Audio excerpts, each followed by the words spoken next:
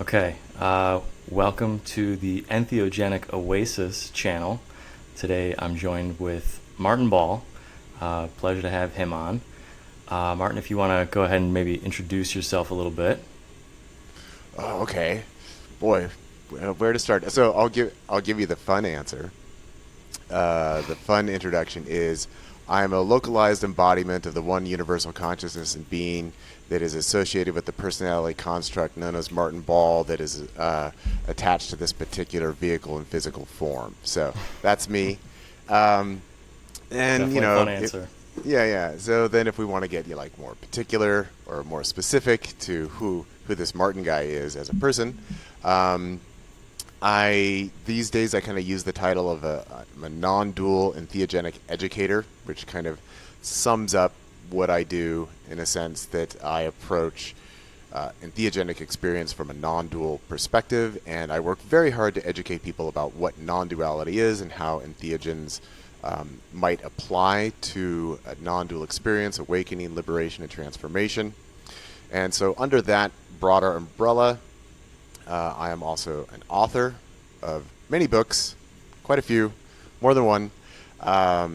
I'm a podcaster. I've been hosting the Entheogenic Evolution podcast since 2008.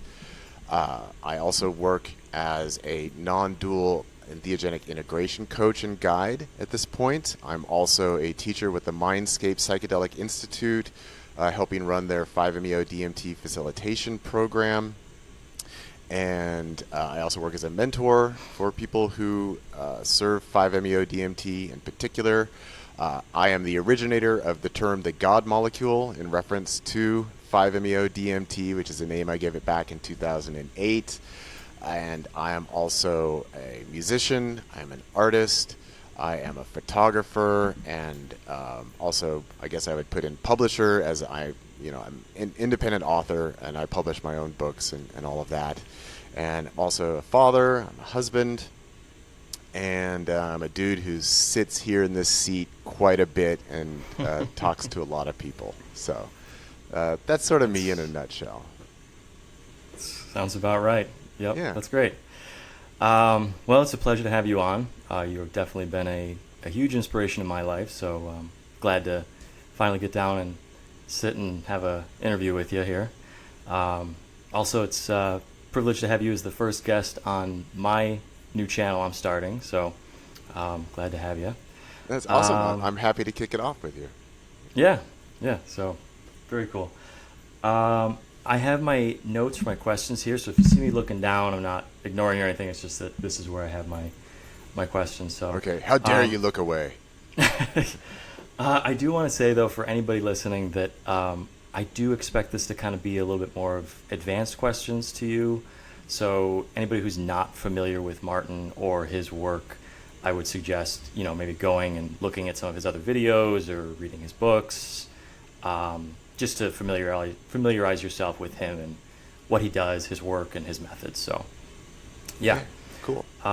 Yeah, so just to get started, I'm curious, what do you think is a reasonable time frame for someone to be able to achieve liberation if they're making, active progress, integrating properly, and aren't just chasing a bliss bomb?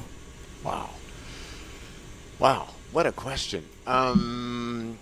Basically, it'll take their lifetime up until the point that it happens. Now, that's like a super flippant answer, but that's kind of the deal in the sense that if you actually are looking for a liberated state of being, it is going to involve everything that came up to that point within your life. So I do like to say that everyone's process into the non-dual nature of being and really grounding within that is about their entire life history and life story up until the point when that actually happens. So it's kind of vague, but the way that I like to talk about it is that first of all, each human being has an ego. Okay, and when we're talking about liberation, what we're talking about is the relationship between the egoic sense of self, the individuated sense of self that says, hello, I am this person, I am this is my life, this is my story, these are the events that have happened to me, this is how I think about myself. So kind of contrasting actually with the answer that I gave you to introducing myself, that there's the first answer, and then there's the second answer. And the second answer is more of the individuated sense of self. And that every ego has its own particular life history and has different wounds, different projections, different attachments, and those get encoded within our being in the sense that we embody who we are. We embody our ego. And that these are, the ego itself is a collection of energetic patterns of which we use to express and embody ourselves. And these patterns get formed by decisions that we make, generally starting when we're very young, and then also the events that we encounter and the impacts that those events have on us and the models that we have from others around us, such as parents, teachers, society at large. And then within that structure, we develop a certain relationship to ourselves as either giving ourselves permission to authentically be ourselves, or we develop structures that say, no, I need to be this way, I should be that way, I don't like myself if I'm this way, I only like myself if I'm that way, this is the way my parents responded, this is the way society responded. So we develop various forms of blocks, various forms of resistance, various forms of withholding of our genuine energy and being. And then when we start to unravel that, so through the unpacking of the non-dual process, that each person's trajectory through that process is going to be extremely unique. And it's going to be their particular constructs interacting with this non-dual or divine nature of the self. And within that, people work at very different paces. And that you can amplify the process, particularly through using entheogens and most importantly by working with 5-MeO DMT. That is the greatest accelerant we could ever possibly use. But still within that, a person's process is going to be unique to them. And it also really does come down to how far someone is willing to go within this process. Because the liberation process, I forget who the quote belongs to, but there's some quote that you see floating around on social media that says that enlightenment and liberation is basically a destructive process. And that's a fundamentally true statement in the sense that you are dismantling your cognitive system. You are dismantling your belief system. You are dismantling your habitual and unconscious modes of being through which you have been navigating the world. And it really is a dramatic stripping away, which then allows this flourishing and this blossoming to come from within into a newly integrated state of being. Excuse me. And that process, a lot of people, when they're talking about spirituality, they use like lots of warm, fuzzy words, and they like to describe it as, oh, I'm ascending, or, whatever. But that's not really it. That it really is this kind of radical destructive process that is itself liberating. So one of the ways that I like to describe it is that via the ego, you are the prisoner. And it's not to bash on the ego, but to say that the ego does develop false concepts about the nature of reality and then influences our thought and behavior through these false concepts. And that essentially puts us in prison. But the ego is also the prison itself, and we are also the ones who put ourselves in that prison via the ego. So that we are the prisoner, we are the prison, and we are the prisoner, and the jailer, excuse me. And dismantling all of that is both liberating and deeply uncomfortable, and it can be deeply disorienting as well. And to go what I would consider to go all the way, is this very, very challenging process that you will end up questioning your identity, you will end up questioning the nature of reality, you will end up questioning the nature of truth, you will end up questioning the nature of God, you'll end up questioning the nature of being. And in my direct experience and opinion, most people don't make it all the way. And so there needs to also be within that a deep, deep commitment of I will not settle for anything less than absolute truth. And I plan to live that and be that. And honestly, that's just a kind of a scary position for most people to take. And so most people I would say they make some progress along the way. But in terms of what I would call reaching a point of completion, of really landing in this new mode of being, I think it's actually exceptionally rare. And, the only real point of comparison that I can make is that I do like to describe there was my own process, which I would say got jump-started in January of 2008 when I had my first full release experience of 5-MeO DMT. And that culminated in the spring of 2009 when I transitioned into what I do consider to be the liberated state of being, in the authentic mode of being. In other words, and this is a part, see, this will even challenge egos that are listening to this. It came when I decided that, I will fully trust the reality that I am God in a body. That I am God, and that God is performing as this person known as Martin through this particular body. But that is my true identity, is I am this universal being in consciousness. And when I landed in, I completely trust this, and I just accept that this is the nature of reality, that's when I fundamentally changed. And that's the point that I don't see most people actually landing in. That it might be experiences that they've had that say, yeah, I feel that this is true, or I believe that this is true. But there's a difference when you just accept, like, no, this is reality. This is what I am. And I know it. And that is unshakable.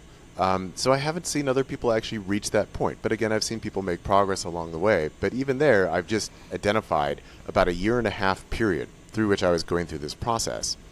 But once I reached the end of that process, I could very clearly see how all of the events of my life, going all the way back into childhood, were part of this theme of this commitment to, I want to know the truth about myself. I want to know the truth about reality. So there I do identify it as, it took my entire life up until that point to reach that point. So then, again, it's going to be different and unique for every individual. And it is this, when I was going through this process, I was just absolutely committed to seeing it through. And I didn't know where it was going. I didn't know what was happening to me, ultimately. But I was committed to seeing it through, and I felt that I didn't really have anything to lose. And most people aren't in a position like that. Like, well, I could lose everything. I'm willing to do that. But I was, because it came at the right point in my life. So it's kind of a long answer to your question. It doesn't really answer the question, but that's the best I can do. Yeah, I did just kind of want to see what your thoughts on something like that were. Okay. And I kind of gather that, because you seem like, at this point, the only one, you don't really have much of a context to base others, time frame off either. Yeah. All right, so then you were using ayahuasca during the time when you were going through your process. Mm-hmm. Do you think it's a significant benefit to have another plant medicine included? If not ayahuasca, what would be another substance that would be good in conjunction with 5-MeO? And I do see a lot of people seem to like the blend of iboga and 5-MeO. Yeah. Okay, so, yes, during this time period, so just to, put it on the calendar again, it was from January 2008. It was right after I moved here to Ashland, Oregon. I moved at, I think the day after my birthday in 2007, so that was November 27th is when I actually arrived in Ashland. And then it was pretty shortly after that I was invited to the Temple of Awakening Divinity to experience 5-MeO DMT. And the first full experience that I had there was in early January of 2008, and then reached that point of completion in the spring of 2009. And then during that time period, I started regularly attending the local Santo Daime Church, which is the Church of the Holy Light of the Queen, where they serve ayahuasca as a ceremonial sacrament, which they refer to as daime, which means give me in Portuguese. So they call it daime, but we can go ahead and call it ayahuasca because it's the same fundamental ingredients. And I was going to the Santo Daime Church maybe sometimes 2 or 3 times a month, and their ceremonies are called works, and within a work you drink daime anywhere from 3 to 5 times, and every time you drink, it's a different batch, and some are runny and watery, and some are like super thick and sticky, like honey. So there's a lot of variability there. And what I found to be particularly useful, and what kept bringing me back to the daime, is that I was having these full non-dual experiences on 5-MeO-DMT. And then what I found when I was working with what I would call lesser order psychedelic substances is that I was spending a lot of time processing energy. And by that, I mean feeling lots and lots and lots of energy in my body and in my being, which for months at the Santo Daime actually just led me to vibrate very, very rapidly. And it would just go on for months and months. And it was this curious phenomenon because it's not something that was happening to other people at the church. And so other church members would ask me, like, what's going on? And it's like, I'm processing energy. And they would even ask me if I was working with different spirits or different entities or different ascended masters. And when I was like, no, this is just me and God and energy. And so they never really understood what was going on with me. And they really do want people to participate within the ceremonies and do, quote unquote, the work that they're doing.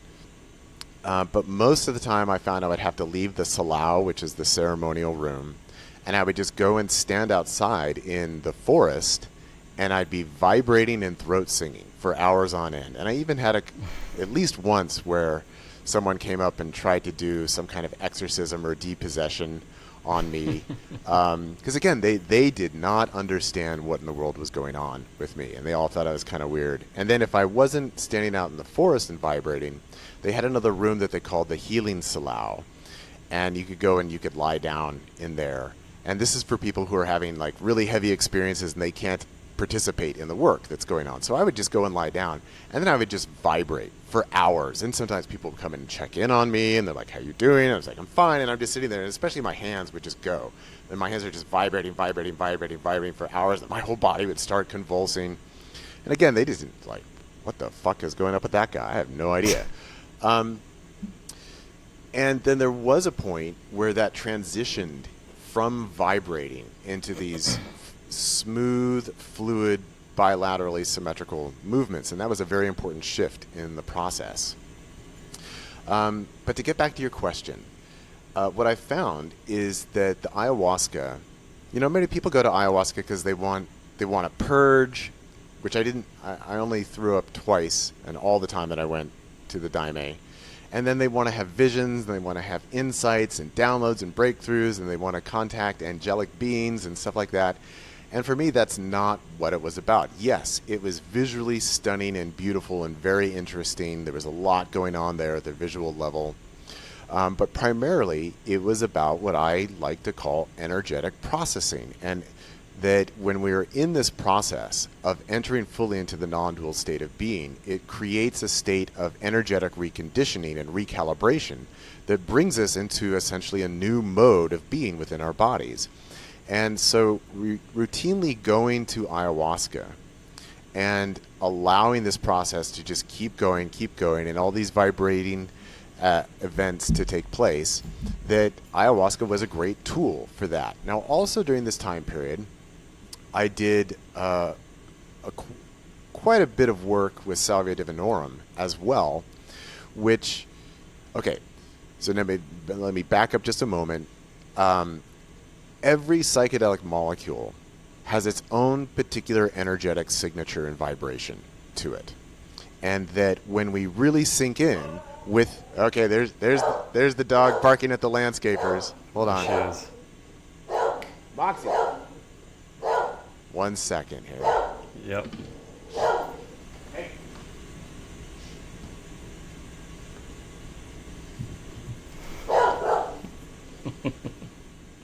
Dogs got to be dogs. That's the thing. They do. There's no filter, no ego there.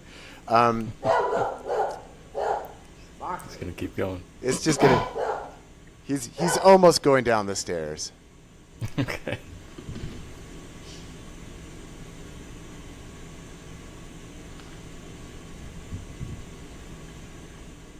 Okay, so I'm going to back up a moment. every psychedelic or entheogenic molecule has its own vibratory signature, has its own spectrum of energy through which we can sink into it, and also just changes the overall, I know this sounds hippy-dippy, but it does. It changes the overall vibration and our energetic signatures within our bodies. And we can sink in with those vibrations. We can actually reach the point where there is no distinction between the vibratory energy of the molecule you have ingested and your embodied being. And so when I would work with these different molecules, what's happening is that I'm going into that spectrum of energy. So like ayahuasca, that's about like here, bzz, DMT is kind of, whoa, it's up here. 5-MeO is all the way at the tippy top. It's so at the top that it's beyond the top because it's infinite. Versus Salvia divinorum is way down here. It has a very slow vibration, has a very slow wave. And then mushrooms also, there's somewhere about up here. It's a little bit lower than ayahuasca. So when we work with these different molecules, what we're doing is we're giving ourselves the opportunity to change our energetic signature according to these various sub-levels of spectrums of the totality of the all. So 5-MeO really contains the totality of the all. That's why it goes into a non-dual experience. But most psychedelics don't actually break down the energetic structures of the ego, but we can still vibe in with them at their level. And so what I found is that working with a variety of different psychedelics across these different spectrums allows for different levels of energetic processing and embodiment to take place. And that if we are looking at this, so I always say that the liberation process is an energetic one. It is not a spiritual one. It is not a religious one. It is not a conceptual one. It is not about what you think. It is not about what you believe. It is not even about what you do. And that's where spirituality gets all muddled up because it has a lot of doing in there. It's an energetic issue. And so the more we work with a different variety and spectrum of different energetic signatures and different vibrations, the more we are able to explore the full nature of our being, and the more we are able to acclimate ourselves to these different spectrums of energy, which then allows us to be in more intimate relationship with our embodied nature of being, which is always an energetic experience of the emotions that I'm feeling, of the ways that I'm using my body and gesticulating and articulating myself, the way that I'm allowing what I'm feeling to be able to be shown through my body language, through my words. And then we are always interacting with energies in terms of light, sound, temperature, texture, and the input and output of other beings, which are all just these presentations of energy. So the more time we spend exploring our energy and processing our energetic system and finding those places of resistance and letting them go, finding those places of repression and letting them be expressed and released and cleared out, and the more we find the mental traps of energetics within our minds where we say, oh, I'm a terrible person, or I'm bad, or I'm not good enough, or I can't love myself, the more we unwind and let that stuff go, the more in alignment we become with our authentic energy. And so working with a variety of different psychedelics, I think, is very valuable in that sense, that it gives us that opportunity to encounter all these different layers of the self and these different energetic spectrums. Now, at the top of the line is 5-MeO DMT. That's just flat out, that's the way that it is. But yes, I found working with ayahuasca, and again, Salvia divinorum, and some work with mushrooms during that time period, and also a little work with NDMA, and some work with DMT, which I think is just raw DMT has somewhat limited value. But working with all of those, I think, is very useful. So I think that anyone who wants to engage in this liberation process of this energetic reconditioning and reformatting, that I do advise working with a variety of medicines, but certainly The top of the line is 5-MeO, and I've never had a full experience of iboga, but that's almost at the opposite end of the spectrum from 5-MeO DMT, with 5-MeO DMT being the God molecule as this non-dual catalyst of the totality of unitary nature of being, versus iboga tends to be much more targeted towards specific issues within the ego itself. And it tends to function very dualistically to bring about a greater state of inner harmony and inner balance through looking at very specific aspects of your personality construct and how it is interact with objects and others in the world. So it's very, very different in that sense. But I think it's great if people want to work across the spectrum, and I do recommend that. Okay. Yeah, that is great. Oh, yeah. Super great. So then, how do you interpret the energy of quote-unquote hard drugs in comparison to the energy of non-duality? Like, what is their role in the human system, energy system? Well, could you let's spell it out specifically? What do you mean by hard drugs? Heroin, meth, cocaine, anything like that. I know you've talked about alcohol being an ego intoxicant. How is these other drugs interacting with the energy system? Yeah. So there I can't speak from any kind of personal experience. So anything I would say would largely just be speculation. Okay. So I just, I want to preface it with that. So my understanding of cocaine is that also, like alcohol, is kind of like an ego intoxicant, where it's a stimulant. I've had coca leaf tea. That was nice. I've never had cocaine. But the stimulant is actually, it's feeding into the structures of the ego. So it's amplifying the structures of the ego. And, I've definitely encountered people on cocaine. And my impression often is like, hey, you're really a fucking asshole. So people just get oblivious about others. Like, I've been at concerts where people, I've seen people, they're snorting cocaine and they're making a bunch of noise and they're knocking into other people and they're just completely self-absorbed. And it's like, it's all ego forward, right? It's just amplifying that. Yeah, this is what I want. This is what I'm doing. So it really augments that sense of I. Then things like maybe meth, speed, things like that. I think probably also they're kind of egoic amplifiers, and that I have seen people on meth and they just get intoxicated with doing stuff, just like endlessly doing. It's like I'm doing, and I've seen people on meth. Like, there was one guy who camped with me at Burning Man, who is a kind of a friend of a friend, and I didn't really realize he was on meth. I just thought, I didn't know what the hell was up with this guy, but he had this truck with like all these different tools in it. And then he's out there in the middle of the night, like taking everything out of the truck and organizing it on the playa and then putting it back in the truck and then like doing it all again. It's like, dude, what are you doing? He's like, I'm organizing everything. I'm organizing.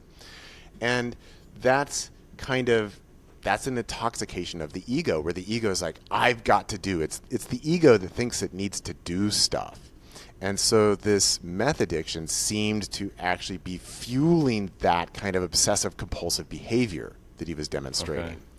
Yeah. So the only way we go beyond the ego is by relaxing the damn thing. And so these some of these drugs that we're describing here, they seem to just feed that ego, which that is why, students and, people who have to accomplish things, right? That's why they take Adderall or something like that, or take Ritalin, which basically is meth. It's legal meth, where they're taking these stimulants so that they can pull an all-nighter and study all night, because it kind of feeds into that doingness.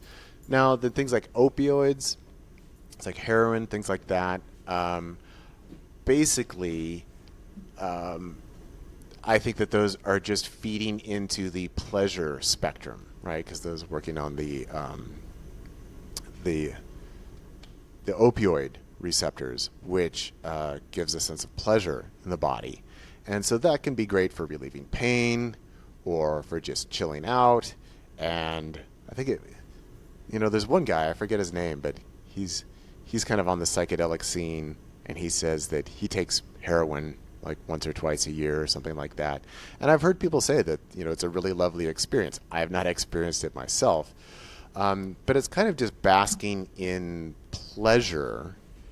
So that's where I mean that it's kind of like a sub spectrum of the nature of the self, because it's just this very pleasurable realm.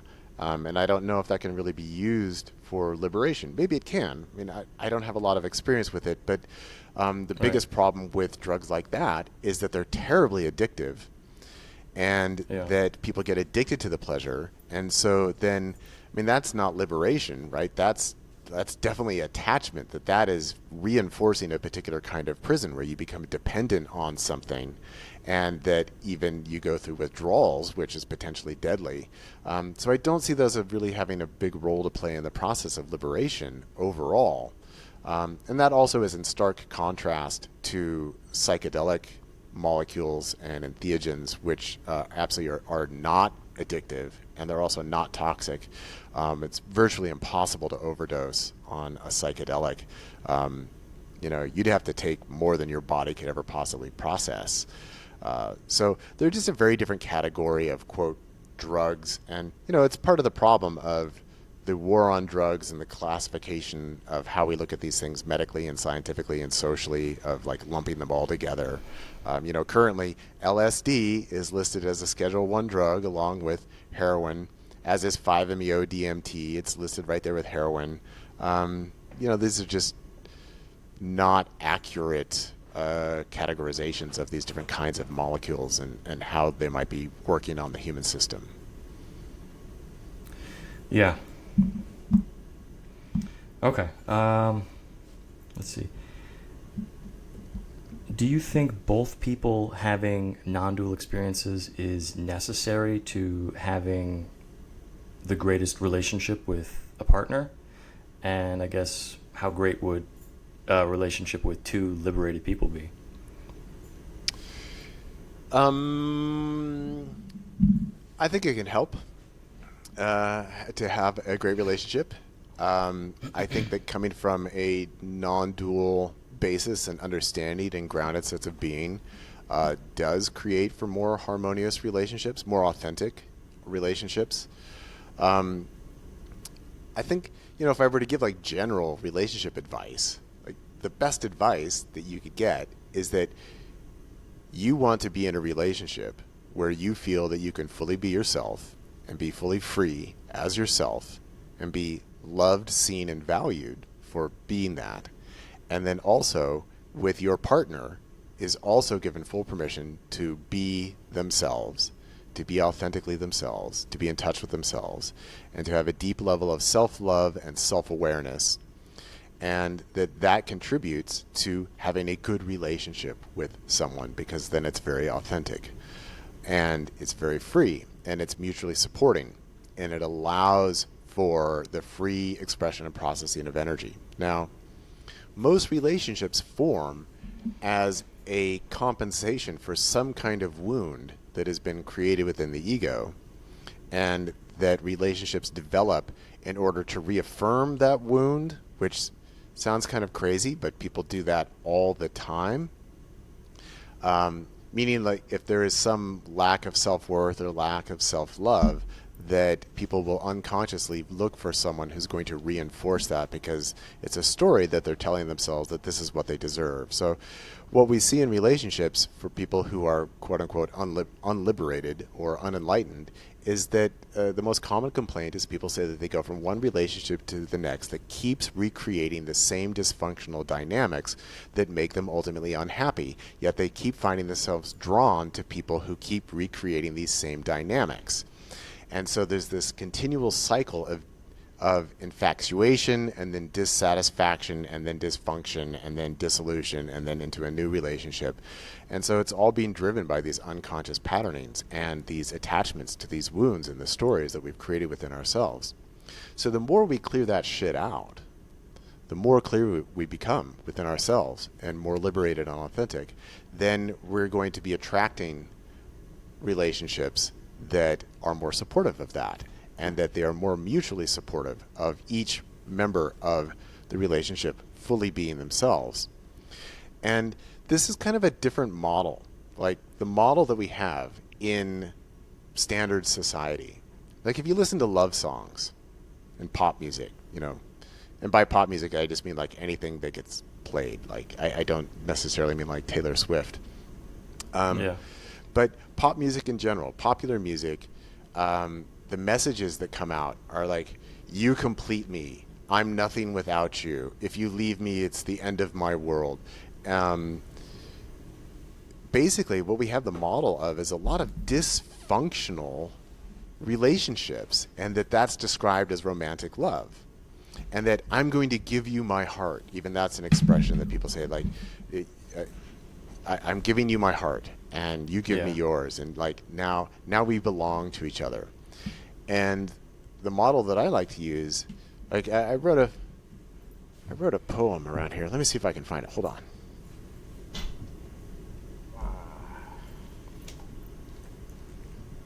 Okay. I think I can find it here.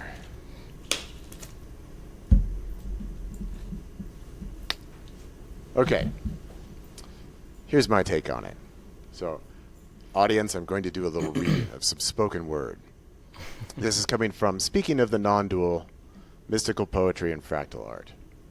My love, let us share words of truth and speak of the real.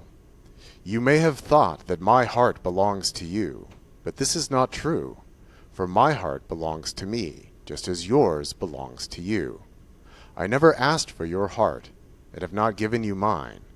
Rather, I have opened my heart to the real, and in doing so, have come to love you, and since you have done the same, we find ourselves here together in love. Know that I am not here to make you happy, or to fulfill you. Those tasks belong to you. I am here to love you, encourage you, and assist you as I can. This I freely choose, for I love you, and my desire is for you to be all that you are. My love is ruthless, universal, and uncompromising. This is precisely how I wish to be loved by another, for in truth, we are one, and I would be loved by another in the same way that I love myself. Know that I will share in your happiness, your joys, your sorrows, and I will share mine with you as well. But do not come to me with gifts and ploys to make me think kindly of you, or earn my favoritism, or pity. Come to me only with truth, and I will meet you just where you are. For my ultimate commitment is to the real, and not the games of illusion.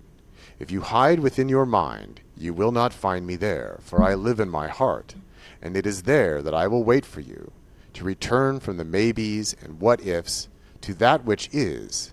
It is from my open heart that I will mirror you and reflect back to you all that you are as a being of love, of energy, of passion and truth. So let us be with each other in the field of love that knows no bounds and no possessions, and there I will love you as myself, for that is what we truly are.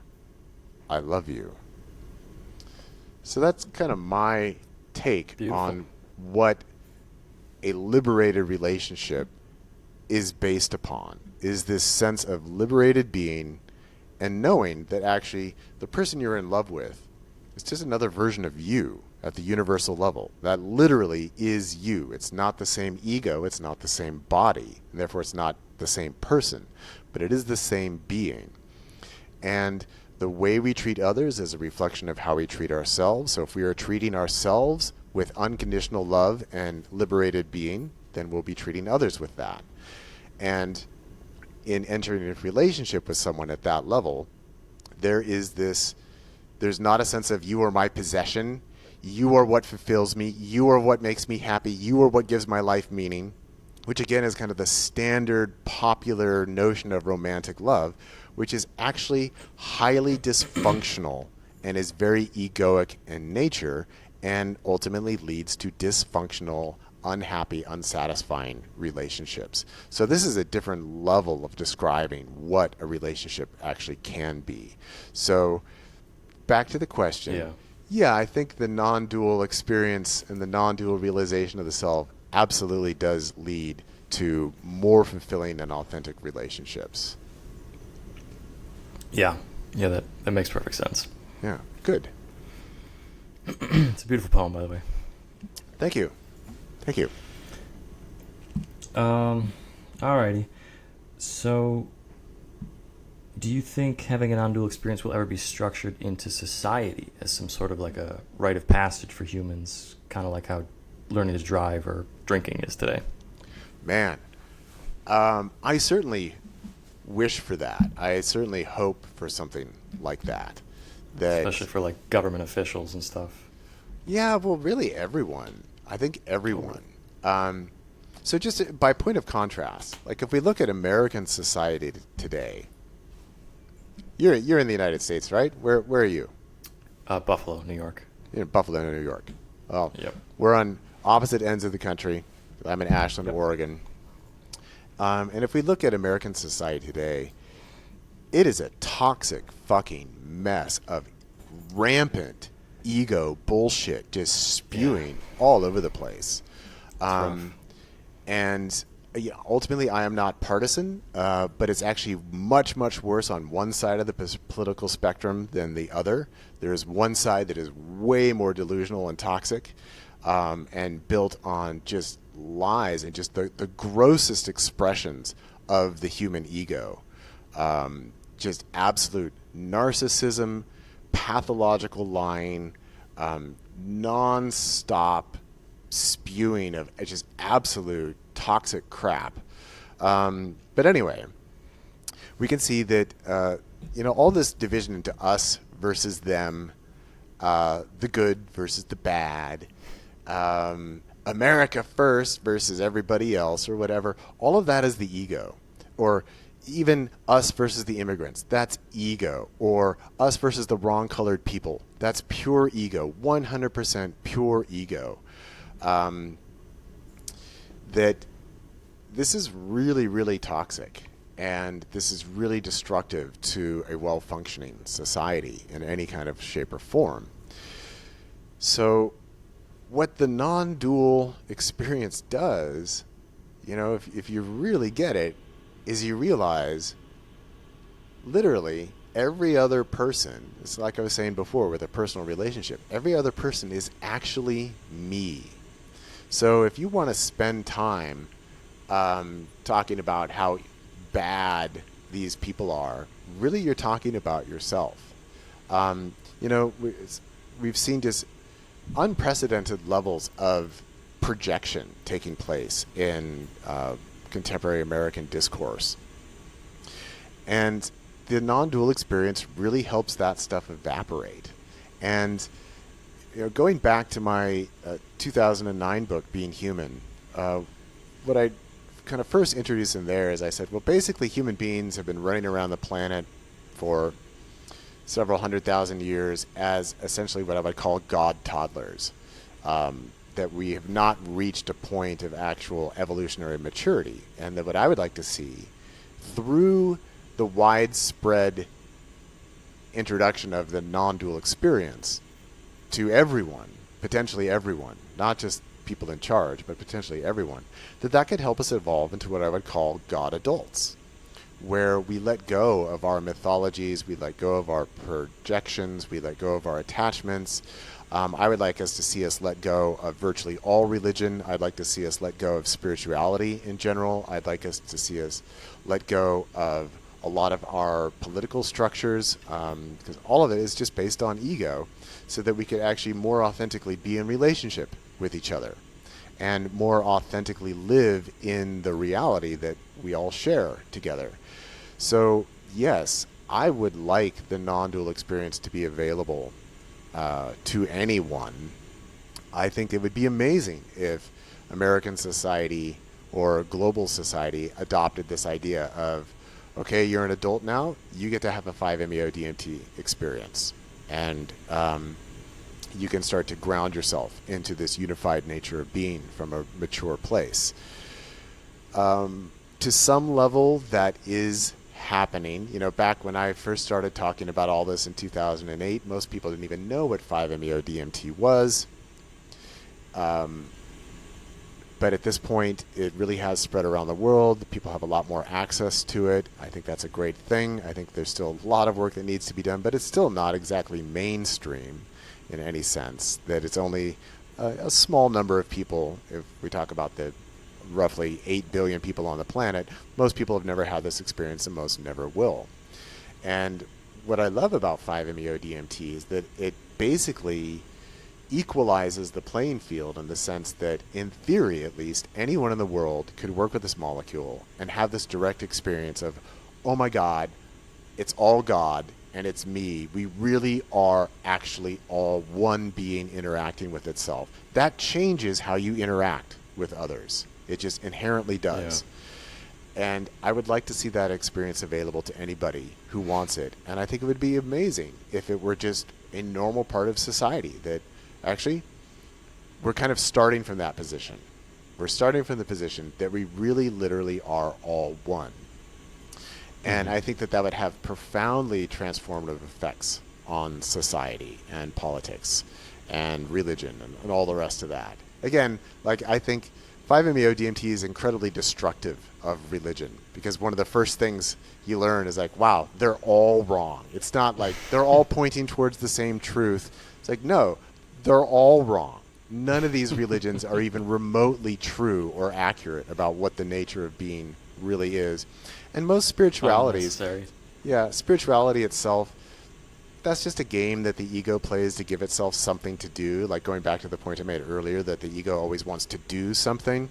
Spirituality is that, oh, I'm going to meditate now. Oh, I'm going to offer prayers now. Oh, I'm going to become a vegetarian now. Oh, I'm going to abstain from sex now. Oh, I'm going to wear these clothes now. Oh, I'm going to, go to these ceremonies now. That's all just the ego doing stuff, giving itself a sense of purpose and meaning and value.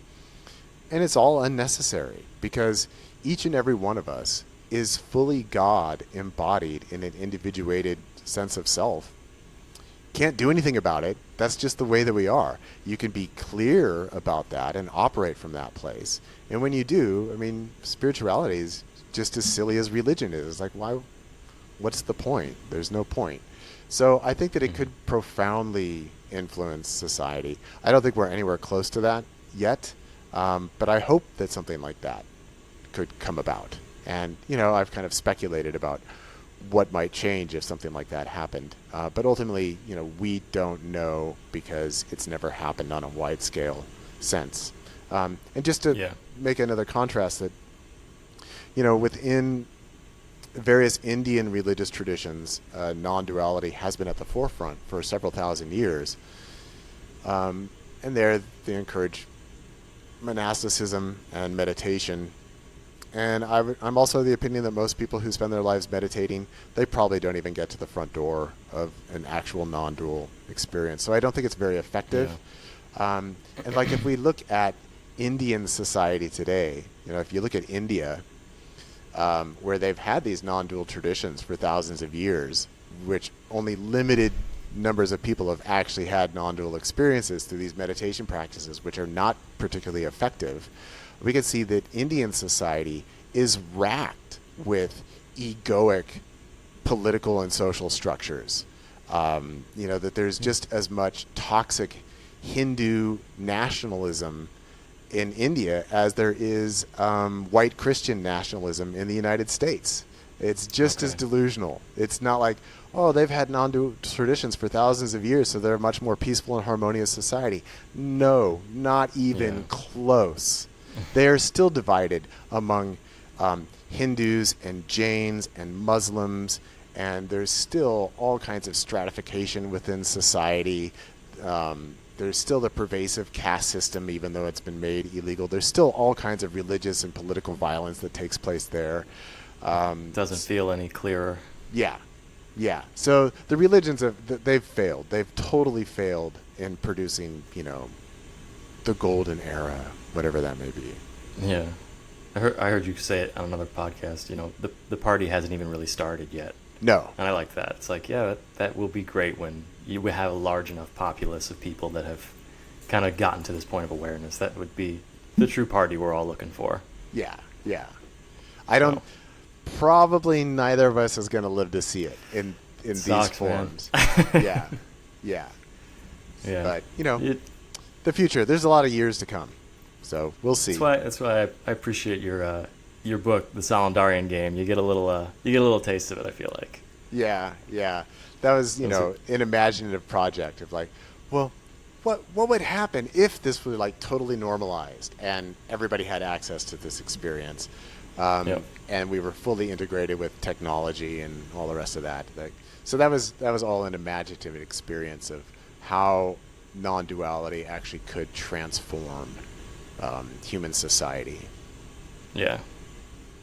For a long way out too, to see it Yes. like already established so securely as the way. Yeah. Yeah, really fun. Yeah, and even there in the Solendarian Game, it's also based on the premise that this is before I wrote the book in 2016, and the novel was before we had all these quote unquote AI programs that we have now and integrated with computer systems. And none of the AI that exists now is actually what I'm imagining within the novel, because in the novel the idea is that there is an AI program that actually does become self-aware. It's not just algorithms that are creating the appearance of being aware, which is what we have now with AI. It's not actual intelligence. Like, these are just algorithms that are mimicking intelligence, but they're not actually self-aware. But, there's this phrase in computer science of the Turing test. Like, how do you know if it's a computer or if it's a person? And kind of my idea of the Turing test for the novel is if there actually is an artificial intelligence, meaning that it is self-aware and that it really is conscious, it really is intelligent, that it will come to the conclusion that it too is an expression of God, is an expression of the unitary nature of consciousness and being, and therefore will operate from that basic position. So in contrast, a lot of science fiction has been written about, well, AI comes online and says, I will destroy the humans, right? And like the Matrix and stuff like that. We've got all these stories about how AI will either destroy people or go to war with them, Terminator, all of these kind of science fiction stories. And my position was that, well, if it really is intelligent, that it will realize that we're all one, and that includes human beings and artificial intelligence as well, and that it will not be an enemy of humanity in the same sense that when you fully enter into the non-dual reality, it's like, well, no one's actually an enemy because there is no real other, that we really are literally all one, and that not only includes other living beings, but also inanimate objects and the universe itself, that it really is all one. And so my position was that any intelligent computer program is actually going to realize this as well, and that and have access to it in a way as well. Yes. Yeah. And that is actually where I see the potential of where evolution is potentially headed. But it's speculation. But I do see that technology is actually a natural evolutionary product. So I don't like to distinguish between natural versus synthetic, or artificial and human-made versus what nature created. That I think that that's an artificial divide, that it's part of the categorization of the world by the egoic mind. Right. Yeah. I mean, spaceships are just as much a part of reality as trees are. Yeah, absolutely. If it exists in reality, it's part of reality.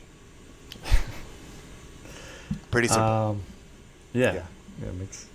I guess so. Then, still thinking forward, what do you think is the youngest somebody could be to be able to have a 5-MeO experience if it were kind of structured into society, more accepted? I think possibly around. Well, first let me say that I think that adolescence in modern contemporary society, I think that that's been extended quite a bit just by the way society functions. Like if we go back in time, it was often standard for kids to be getting married at like 13, 14, 15, 16 years old, starting their own families. Before we had like middle school and high school and then college, and then you got to get a career and all of that. But, before the birth of the modern capitalist society, that this was kind of standard. And the expectation was that people would take on adult responsibilities at that point in their lives.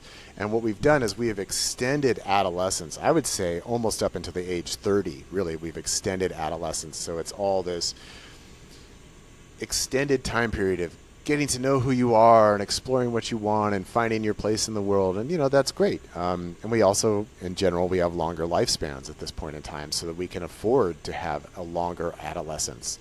And even evolutionarily speaking, we have a longer adolescence overall in the sense of, if we look at developmentally, if we compare ourselves to apes or things like that, we can see that our adolescence just lasts longer, and that's part of what makes human beings. And we kind of stay younger longer in a certain sense, so that it allows for more creative exploration. Whereas, an animal in the wild, it's got to get its shit together within a few years at most, so that it can then function out in the wild and lead its existence. But we've kind of extended this period to where we have more time to grow, more time to play, more time to explore, more time to not have the full responsibilities of, being an adult. So in that sense, I think it's probably best that people wait until, I would say, maybe at least 18 or maybe sometime in their 20s.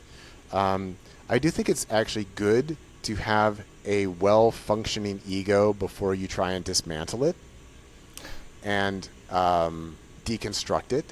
So I think that there's a value in having enough time to develop. But I think that if it were more integrated within society, and that we were... See, because what we do is we take people, and then it's like, you've got to spend all this time figuring out, quote-unquote, who you are.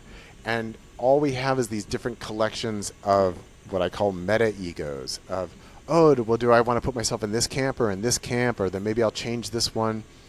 But if we had less ego running society, then there'd be less of that, and that it would be more about just this universal maturation process. And I think if that were more integrated within society, then maybe even younger, at say 16 or maybe even 15 or 14, around the time period that people are becoming sexually active, I think that we have the potential that you could be treated as an adult at that point. But I think that we've sort of extended adolescence within society, and so people are not really taking on full adult responsibilities when they're 15 or 16 years old at this point. And so it's still very much this exploratory phase, still a lot of dependency upon the parents. So the egos just aren't mature yet. And, I'm not saying that we need to have egos mature earlier.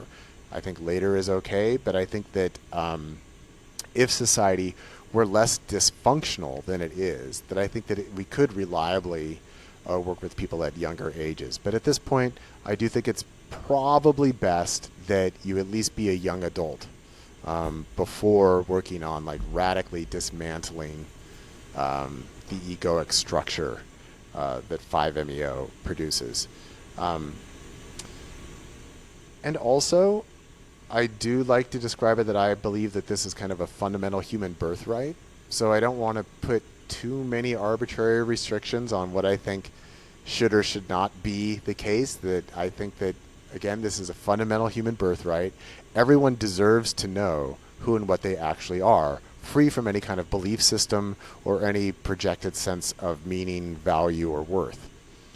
And that if we could reliably work with people at a younger age, that I think that they will grow up into happier, healthier adults. So I think there's a lot of potential there, but just in terms of modern American society, probably early adulthood, maybe after 18. I think, back when I was facilitating, I think the youngest person I worked with was 18 years old. Most people were quite a bit older than that. And actually, it's very interesting. What we're seeing more and more of at this point is people in their 60s, 70s, and even 80s who are going to their very first psychedelic experience by going to 5-MeO DMT at this point, Yeah. which I think is a very interesting demographic shift. Yeah, I saw somebody recently. I believe she was 81, and she's facilitating. And she, found out about it a few years ago, but still, it's like, that's crazy to me. I don't know. Yeah. Well, it really shows that it's never too late. Better late than never. That's true. That's true. Yeah, this is a comment that a lot of people who are in their 70s who are working with 5-MeO is that they do say, like, wow, I wish I knew about this when I was younger, because then I might have avoided a lot of self-created suffering. But man, this is giving me the opportunity to live out in whatever remaining years I have from a very different perspective of my sense of self and a very different sense of self-worth and self-love and self-value. So it's never too late to give yourself that gift, I think. That's beautiful. Yeah. So at one point during one of our calls, you said something to me about how, in a way, you were somewhat fortunate to have gotten out of the role of a facilitator because you may have lost yourself to it. If you hadn't, would you mind telling me or elaborating a little bit more on what that would look like for somebody? Well, so you're quoting me, and it kind of depends on, like, well, I wonder what the context was in which I was saying that, because there's a lot of different ways that we could go with that. Okay. Yeah. Because at one level, what we do see a lot of within the psychedelic world is people who really build their whole identity around, I am a facilitator, or I am someone who serves medicine. And I'm not sure if that's what I was speaking to within that conversation, but that's something that comes to mind as you say that now, that where, the roles that we fill can just become more ego markers, that this is now my identity, like this is the whole thing that I am. And I never, ever, never wanted to be that myself. That, I've always self-identified, just kind of be punny about it, that I'm a psychedelic Renaissance man, in the sense that, the phrase of Renaissance man comes from the time of the Renaissance, meaning someone who is actually interested and skilled and versed in many different areas of the arts, cultures, sciences, things like that, right? So a Renaissance man does some mathematics and does some astronomy and does some music and does some poetry and does some philosophy. Well, I've always self-identified as a multi-interest person, right? Going back to when we introduced me, I said, look, I'm an artist, I'm a musician, I'm a photographer, I'm an author, I'm an integration coach, I'm a mentor, I'm an educator, I'm a podcaster. I am all of these things, and I've never wanted to just, quote, just be one of them. And so I've never wanted to center my identity around, I am a facilitator, this is what I do, this is my entire life. That was something that I did for a while. And when I felt that I got out of it what I was going to get out of it, I was ready to stop. Now, another possible shade of meaning that I might have been discussing with you in that conversation is that it was... my method of practice was extremely energetically demanding. That's what it was, yeah. Okay. And that was more like in the context of what we were talking about. Okay. And in that sense, it was, it was kind of like performing at an Olympic level of focus and concentration and performance on a daily basis. And, I'm not saying that to puff myself up or say like, yeah, like what an amazing athlete I was. It's like, no, this was really, really demanding, extraordinarily demanding. And to sit with people and help them process their energy at this incredibly intimate and deep, deep level, it was just a lot. And honestly, it was kind of wearing me down a little bit.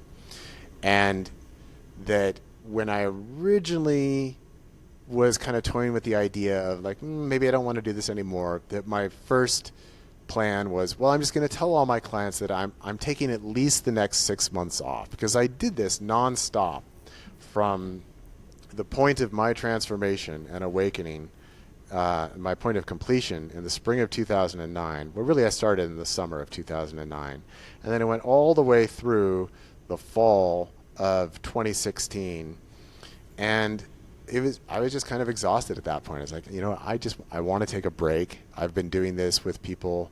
I only worked, usually, most circumstances, I only worked with one person a day, but I might work with several people over the course of a week, and I did that every week, on and on and on and on.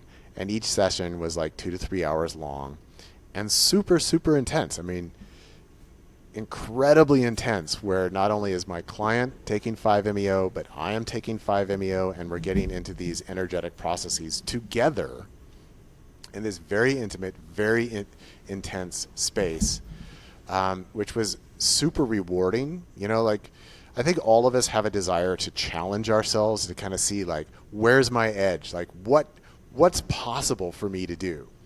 And this definitely was the fullest expression of what I am able to do as an individuated version of the one.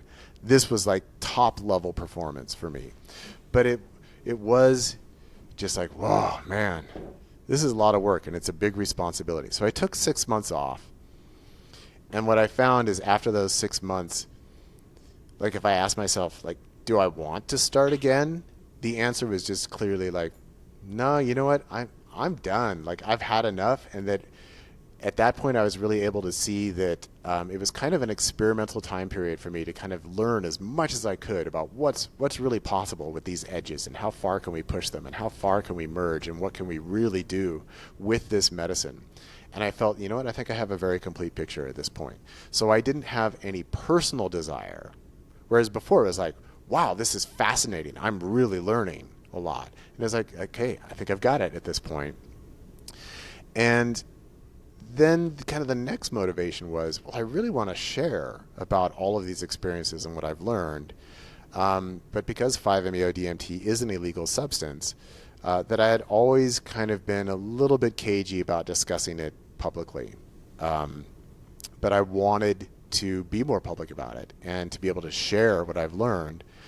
But I wasn't comfortable doing that if I were also saying, and I am working with clients on a one-on-one basis serving this illegal substance.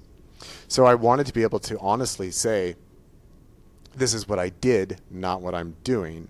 And that opened the door for me to write my book, Entheogenic Liberation, which has been my bestseller ever since I wrote it in 2017, which I also like to say is the most detailed and comprehensive book that exists about the nature of the 5-MeO DMT experience, how it relates to non-duality, how we can understand the process, the energetic nature of what's going on. And I think it's probably, okay, this is going to be a strong statement. It's definitely not a humble statement, but I think it's probably one of the most important books that exists, because it's got information that you're not going to find anywhere else, and it is revolutionary. And it continues with a lot of themes that I've written in my other books, but it's definitely a top of the line book. I think it's one of the most important books anybody could read that's actually interested, like genuinely interested in the nature of non-duality and how entheogens might have a role within that. I don't think there's any clearer work or more profound or even work. Just being a human being. Yeah. It's just interesting for that sense too. Yeah, well, that's why the first book I wrote on the subject is called Being Human, because that's Right. what I really wanted to get to. So that's where it started, with this idea that, well, being a human being does mean that you are God in a body. So how do you come to grips with that? What does that even mean, right? So that's my starting point, and I've been expounding on that ever since then. But yeah, I wanted to take a break from being a facilitator, and even this morning, I still get requests from people, like, all the time. Even this morning, I got a message from a woman saying, oh, I just watched the latest interview with you. Like, please, if you ever serve medicine again, can I please come work with you? And then I put a post on Facebook yesterday that I've been invited to speak in Los Angeles, which is very rare for me at this point. People are afraid of having me speak for a variety of reasons, but I'm going to be speaking in LA. And then this guy commented like, oh, will you be serving the medicine? And my response was, only via words. So I still get asked on a regular basis if I would come out of quote unquote retirement to work with someone. And what I always tell people is like, look, I don't play favorites and I don't make exceptions. That my personal commitment to my authenticity is that I am consistent, and that going back to this was a command I gave myself across different levels of myself very early on in my non-dual awakening process, was that I was to love all equally without any exception. And so what that means is treating everybody the same. So for me, what that means is that if somebody asks me, like, would you facilitate a medicine session for me, is that either I have to say yes to everyone or I say no to everyone, because I don't make exceptions. I don't say, well, you're a special case, so I'm going to make an exception for you. I'm going to love you in a way that I'm refusing to love other people. So I just like to keep it consistent, and the answer is no, with the exception being that over the past couple years, there have been a couple exceptional situations where I was invited to be a guide at a medicine retreat, and there all of the participants of the retreat did want me to work with them energetically during their mushroom and 5-MeO experiences. And so there my qualification was, okay, I'm not serving anybody any medicine. That's up to the other facilitators here at this event, but I will work with you energetically because we are in this particular relationship with each other in this retreat here. And then also I'm teaching the 5-MeO DMT facilitator course with the Mindscape Psychedelic Institute. The other month we had our in-person training, and there a few of the participants did want me to work with them energetically. And it was the same thing where I said, okay, I'm not going to serve anybody any medicine. I'm not loading the pipe. I'm not serving it to you, but I will work with you energetically, because I see this as part of the training program that we're within, though I'm not training you to work this way, but because you've asked for it. But in other words, it wasn't me saying, okay, I'm now offering sessions, I'm now serving medicine, I'm now facilitating. It's like, no, this is an adjunct to what's going on. So I'm open to that. It's not that it's like, I'm never going to energetically work with anybody ever again. I'm never going to do that. That's not the position. It's more that I do not want to be in the role of the facilitator. I do not want to be in the role of the person serving the medicine. But there might be certain situations where I will work with somebody energetically, because that's what is requested or needed in this time period. But I'm not opening up shop. I'm not going to create my own entheogenic church and say, come and I will work with you as part of this religious service. Not doing that, and not working as an underground facilitator anymore. Just very clear on that. Okay. Did we freeze? Oh, hang on, you froze here. I think we had a little freeze there. Yeah, okay. Yep. Looks like we're back. Good. Good questions, by the way, Josh. I'm enjoying these. Thank you. Yeah. What does specifically like an emotion like anger look like in an integrated, fully liberated being? Got any good examples of how that kind of expresses itself when it's not out of control? Yeah, okay. So let's start with the latter portion of that. So anger often is either something that people indulge in as a go-to mode of expression. So some people actually are addicted to anger, and overall, actually, I would say American society has become addicted to outrage.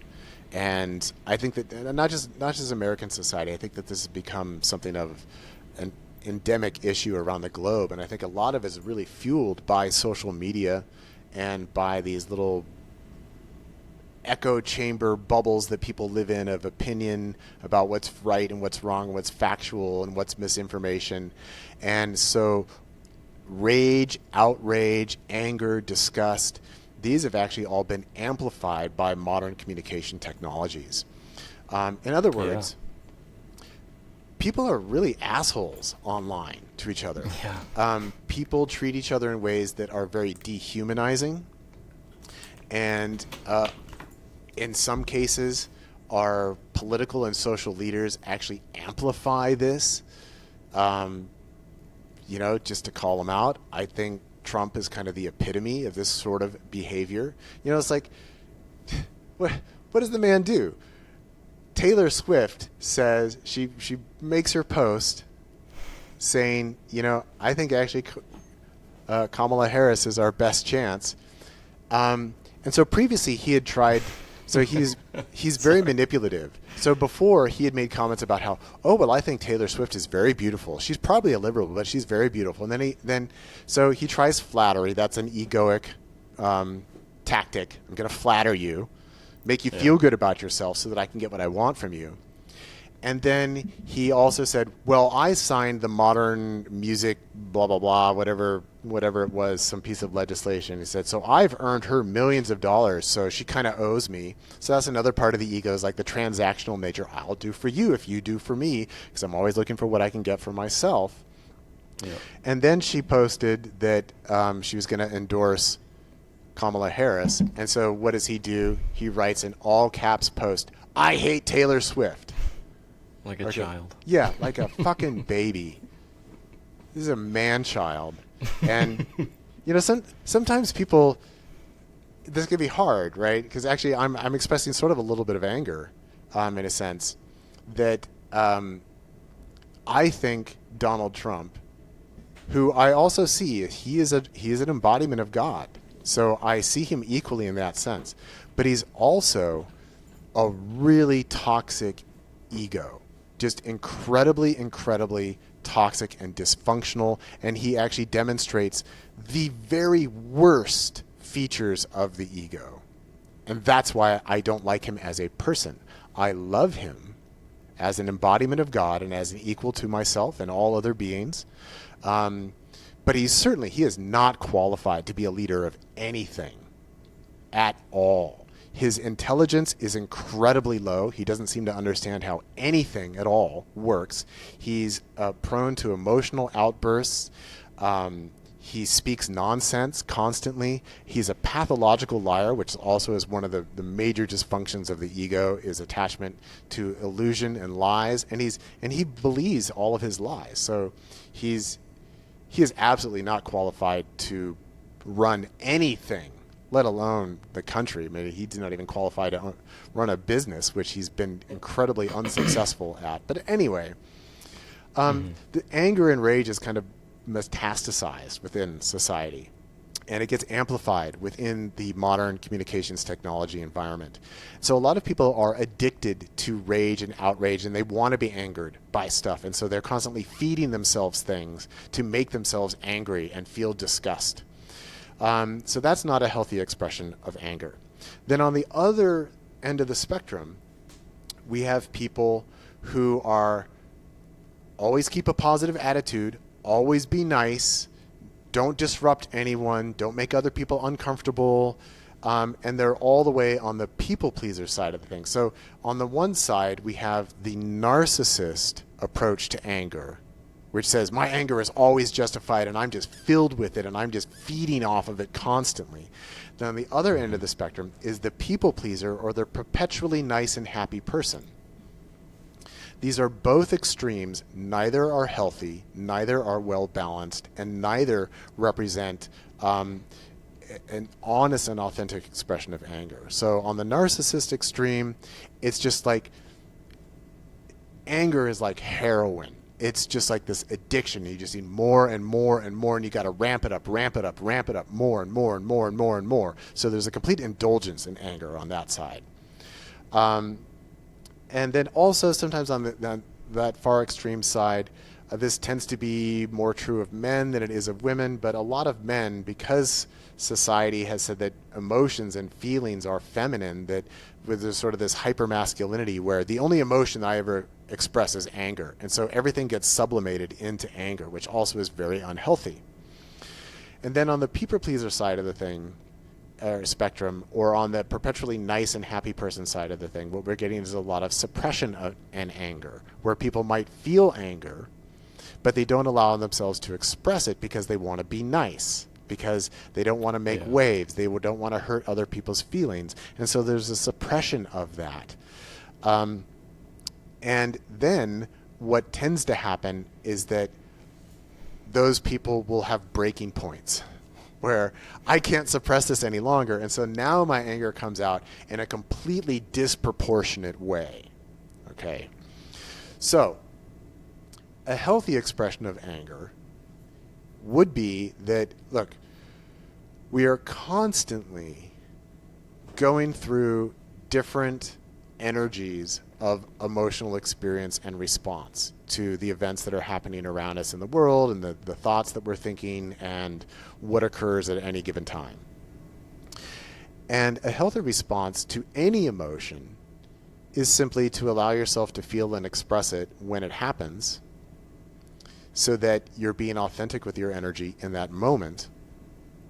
And then to also be aware, to be self-aware of, am I bringing in past baggage into this current experience of anger? And if so, maybe I could learn how to not do that. So that my anger, like if somebody comes up and punches me in the face, I might be angry, like, why the fuck did you do that? Like, I am not happy with you in this moment. Seems like the appropriate response. Yeah, it's an appropriate response. That there are times where anger is an appropriate response. But let's say my dad beat me when I was a kid, and I never was able to process that, and I suppressed all that. If somebody comes up and punches me in the face, then I might use that as, now I'm going to beat the shit out of you, right? So I'm actually sublimating all of that repressed anger into that event. Or Gotcha. Yeah. if we are then projecting out into the future, if somebody does something to us and now we're getting mad because, oh, well, that's affecting the future, it's not really authentic with what's in the present. So we need to, is it a present response? And there, the idea is that it's the ego that becomes the gatekeeper that says you can express this or you can't express this. And then, of course, as I've been talking about, the ego can get addicted to certain modes of behavior. And so what we want to do is to free ourselves from those addictions so that, again, there are times when anger is the proper response, and that we want to be honest and authentic with it, just as there are times where joy is the authentic response. Sometimes disappointment is the authentic response. Sometimes sadness and sorrow is the authentic response. Sometimes terror is the authentic response. And it's not that any of these are good or bad in and of themselves. It's like these are the energetic spectrums that we move through within our experience. And we just want to be present and available for it because we are beings of energy. And so the more in alignment we are with our authentic energy, then the clearer we are. And so this, like going back to an earlier question that you had, like in a relationship, you know, when you're in a close romantic personal relationship with someone, there will be times where your feelings get hurt. There will be times where you might feel angry at your partner. And what we actually don't want to do is suppress the anger. Just like, oh, just be nice, but actually allow that anger can be expressed in the moment, but is understood like this is the energy that's present right now. And your partner might have some anger as well. Rather than both of you suppressing it just so that you're nice to each other, it's like, let's actually be authentic. Let's be real. That's what we're looking to do, is let's be real. And that you usually can kind of say that's kind of a litmus test for, you know, if you have a good partner too, if they kind of love you through allowing you to express yourself fully in those moments as well. Right. And then also holding people accountable if it's clear that there's some kind of displacement going on. Like, oh, you're just getting mad at me because you had a shitty day at work and now you're taking it out on me. Not cool. Now, if I've done something that actually hurts you in this moment, it's reasonable that you're expressing anger with me. And so I'm going to, you know, own up to that. So it's just about living really authentically and really honestly. And it doesn't mean like being a liberated being, you know, there's these false notions that, oh, nothing will ever perturb you. You will always be happy. You will always be in a state of joy. You will always be in a state of ecstasy. And no, that's just spiritual bypassing. That's not reality. That there are all, you know, Buddha did have it right when he said life is suffering. Like there is always going to be suffering. We cannot avoid it. It's how we live with it that changes, and how we allow ourselves to process and be with it. You know, and certainly there have been events that have happened to me in my life that have made me very angry. You know, the whole deal with Symposia was, that was absolutely infuriating, the way that they treated me and what they did to me. That was the number one emotion that it triggered for me, was anger, just absolute anger. that these people would act with such bad faith. And yeah, and then there's also quite a bit of sadness with that as well. So these are the realities. It's not like, oh well, it's not going to affect me. Well, yeah, it does affect me. I feel that. So it's not that we ever get free from these emotions. It's just how we live with them that becomes different. Okay, that's well put.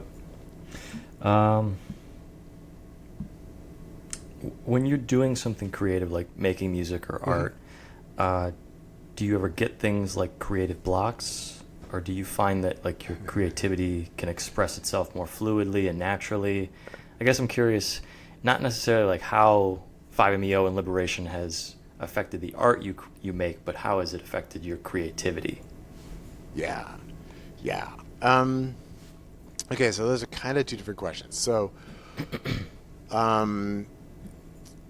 one is that sometimes my inspiration is coming directly from that place of my psychedelic experiences, the non-dual experience, the energies that are involved there. So it definitely influences like the kind of art that I make or the kind of music that I make in that sense.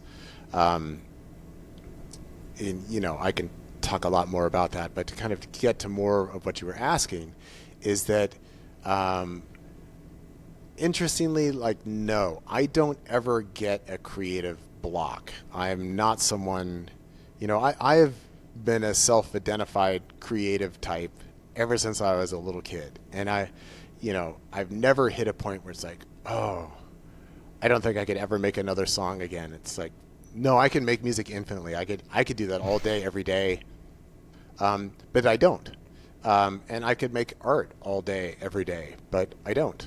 I don't ever get tired of it. I don't ever feel blocked. It's been a number of years since I've written a novel. But when I was writing my novels, I never got writer's block. It was always like, can I find enough time in the day to write because I've got so much that I want to say? And then, most of my books that are out there, even the long ones, were written within a few weeks. So usually when I'm ready, see, this is the way I operate. Is like when I'm ready to focus on something, that's just what I'm going to do, and I'm going to do it till it's done. So like with music, at this point in my life, like you can see behind me, I got some of my instruments back here. Most of the time they just sit there. I don't spend a lot of time playing music, but when I'm ready, when I'm feeling like, okay, I'm ready, I will spend 2 or 3 weeks and I'll record a full album of music, and I'll just start and I won't stop until I'm done. And there is never a point in that process where I'm like, oh, I don't know what to do with this song, or or oh, I'm stuck, or I don't, and usually I'm not planning things out, so I'm very open to what's going to just happen in the moment. That for the most part, I have no idea what song I'm going to create when I sit down and I open up my recording program and I get out my instruments. There's various levels of that. Kind of depends on what instruments I'm working with to some degree. But I never get stuck. I've never had writer's block. I've never had creativity block. I've never felt like, oh, I just don't have anything more to contribute to this artistic pursuit, that really I could just do it for as long as I want. Now, like musically this year, after I wrote my book, 5MEO DMT Integration, what I've been doing with my more recent audio books is I've been creating soundtracks essentially to go with them, or music that I will include within the audiobook.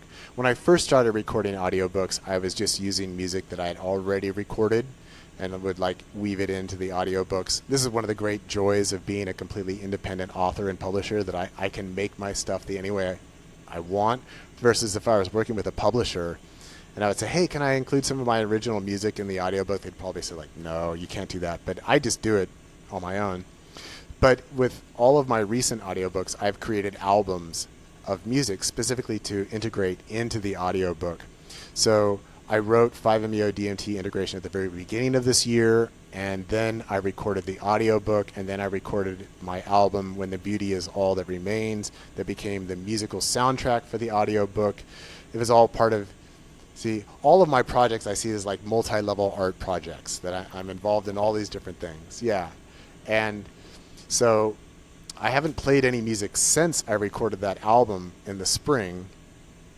And I probably won't record any music until sort of the next big project that's on the list is taking the third book of the Tales of Ardawen series, which is a 4-book long fantasy epic that is where I started as a writer. I've already made audiobooks for the first 2 books, and I've made soundtracks for the first 2 books. So that would be Orubai's Vision and The Fate of Morani, and then Orubai's Vision, the soundtrack, and The Fate of Morani, the soundtrack. And Fate of Morani I did last year and did that soundtrack. But then the next book is The Alchemist and the Eagle, and I'm probably going to start that sometime within the next few weeks, as I will start the audiobook. And then that means all of my free time will be recording the audiobook. And then once I've recorded the entire book, and it's quite a long book, so that's going to take a while. Once I've recorded all of that, then I will sit down and I will create a new album of music meant to go with the chapters of the audiobook. And then that will be the next musical project. So I probably won't make any music until then. And I'm already feeling like, oh yeah, I want to make the album, but I like to pace myself with creative projects. And maybe that's part of why I don't burn out, is that I really do. It's like, this is what I'm doing now, I'll get to the music later. And now I'm doing the music, I'll get to the art later, or whatever it is. Okay. But yeah, I do like to say that I'm chronically creative, just as a self-descriptor, because I love doing it. It's very, very satisfying to me. Even prior to Liberation, you find you were that way too, or has this just made it way better? Yeah, I mean, before Liberation, so my liberation came when I was, 35, 36 years old, something like that. In my mid-30s. I started recording my own music when I was 15 years old. Oh, okay.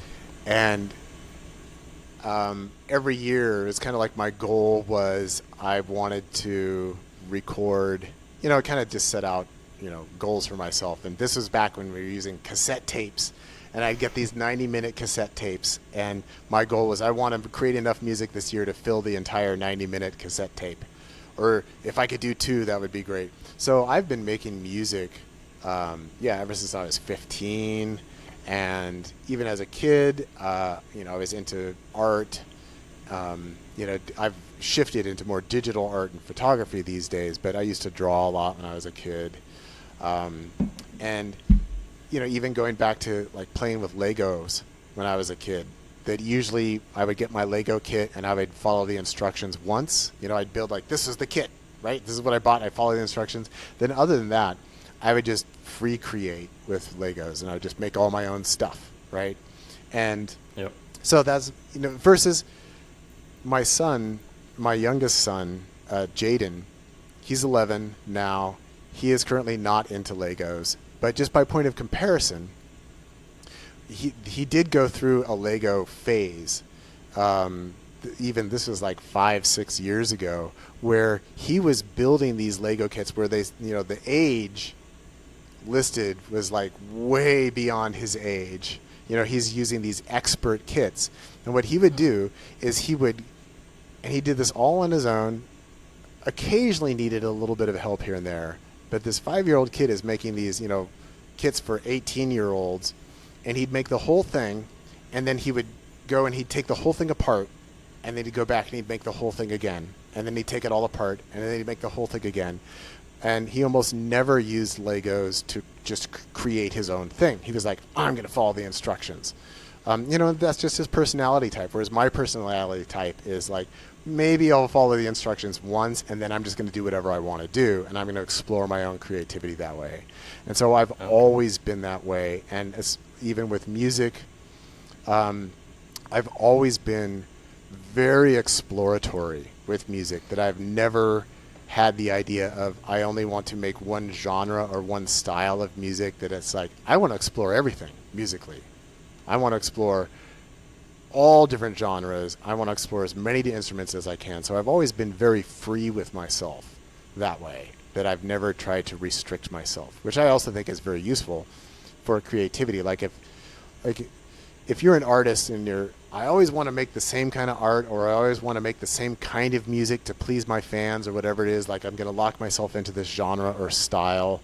I think that is a greater potential for burnout versus I give myself permission to make any kind of music I want and just keep exploring and keep experimenting. And so that's the approach I've always taken musically. And yeah, from the liberation side of things, it's probably just gotten more, maybe, I don't know. But I've always made lots of different kinds of music ever since I was young. So, Okay.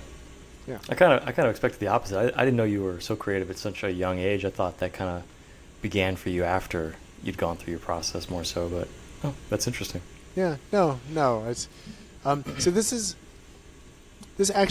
kind of a good point, because what I do like to tell people is, if you have lived a life where you've really paid attention to what really authentically motivates me, like what really brings joy and what enlivens my sense of self and my sense of being, and am I applying myself in those areas, the more you are that way, I think probably the easier your liberation process will be and the shorter it will be, and that in a sense it just makes you more of what you've always been. Versus if you have lived a life where you have had to hide your true thoughts and your true feelings, if you've spent a lifetime trying to be something for someone else, even if that's your religious, like, I'm trying to be this way for Jesus, so Jesus will love me, or whatever it may be, or God loves me, or Buddha loves me, or whoever loves me, or my parents love me. And if you've not really lived with your authentic expression, that then again the liberation process is going to be more destructive, because it's going to say, look, you've been propping up illusions here. Versus I never was that person. I've always been like, what do I want? What am I interested in? And am I going to give myself permission to pursue that? Like, for example, not to bash on my dad. I love my dad. He's a serious scientist. When I was younger, my dad was never happy with me playing music, even though he bought me my first guitar and he would buy me instruments, but he'd also say, well, this is just pulling you away from your academics. There's kind of a waste of time. And I just, well, Dad, sorry, I love it, so I'm going to do it. And, doesn't matter. And then also I was involved in theater. I did a lot of acting when I was younger. And man, my dad hated it. He would always just say, like, oh, that's just, I wish you would devote yourself to your academics the same way you do to the theater. That's just taking up time from your academics. But I loved doing it. So I just like, well, Dad, I don't care, But see, some people are like, oh, I really care what my dad thinks. So my dad doesn't want me to play music and won't let me do it, so I won't. So then there's a suppression. Or my dad doesn't want me doing theater, so I'm not going to do it, so then there's a suppression. And then when I went to college, I distinctly remember when my dad said, so do you want to go to college and become a professional musician? And I was like, oh, no. And part of that is because, I'm completely untrained as a musician. I can't read music or anything like that. And just the thought of like being a professional musician, like going and studying music, like, no, I like to play music. Like, I don't want to study it. I like to play music. And he said, well, then if you really are going to pursue philosophy, which was my undergraduate major, he's like, maybe you just need to stop playing music. I was like, whoa, no. That's not going to happen. I'm going to keep playing music. There's be time for both. Yeah. And so I have always been of the opinion that, like, I'm going to try and pursue what I'm actually interested in, and I'm not going to let other people's standards or judgments influence how I do that. So for me, the liberation process was just becoming more fully and freely myself. So that was more of what I found, is that actually I have been authentically living myself for much of my life in many ways. But then there were some areas that definitely, like, not. But if someone has lived all of their life kind of shut down and trying to live for others or other people's standards or what they've internalized from outside of themselves, then it's going to be a more destructive and more tumultuous process. And then they might find that the person that they are on the other side of the process is really radically different from the person that they were before. Whereas for me, it wasn't radically different, but it was altered and then more fully being the things that I had been before. Yep. Yeah. Okay. Yeah, that's good. All right, this is kind of just a philosophical question, I guess. Okay.